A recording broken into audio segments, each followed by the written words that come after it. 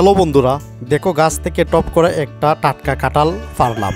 এই কাঁঠালের গন্ধে মনটা ভরে যায়। ছুরি হাতে নিয়ে ঝটপট কেটে একটু কাঁঠালের মজা নিলাম। উফ, এই তো পুরুই মিষ্টির জাদু। কাঁঠালের এই মজা মিস করলে হবে না, কি বলো? এবার চলো ধান খেতে। কামলা ধান রোপণে ব্যস্ত, কিন্তু আরে এ কি মুশকিল!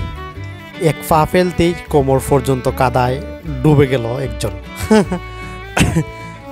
ওই দেখো আরেকজন তো বুক পর্যন্ত কাদায় ডুবে ডুবে তারা ধান রোপণ করছে। কি কষ্ট তাদের এই ধান রোপণ করা। দূরে এক কামলা কোদাল দিয়ে কি দারুণভাবে কাজ করে যাচ্ছে। ধান ক্ষেতের এই অ্যাডভেঞ্চার তো দেখার মতো, আপনারা কি বলেন? আর এইদিকে দেখো ধান ক্ষেতের পাশে বাঁশ বাগানের বক পাখির দল।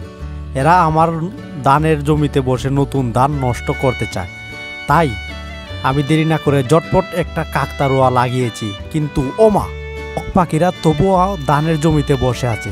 তাদেরকে আমি দৌড় চালালাম ধরার জন্য তাদেরকে।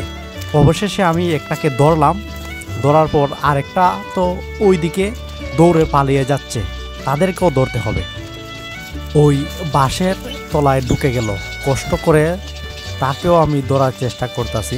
সে অনেক চালাক, অনেক দুষ্টু এই বক পাখিটা, তাই তাকে ধরতে একটু কষ্ট হচ্ছে। অবশেষে তাকেও ধরে ফেললাম আমি। তারপর আর কি, ধরার পর একটু তাদেরকে সুন্দরভাবে ভিডিও করলাম। আর ধরার মেন কারণটাই হলো তাকে ভিডিও করব আর আমার ধান যাতে নষ্ট না করে।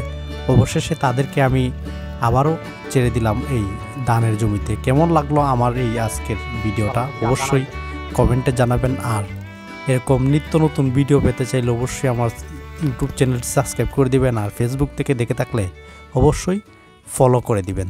ধন্যবাদ।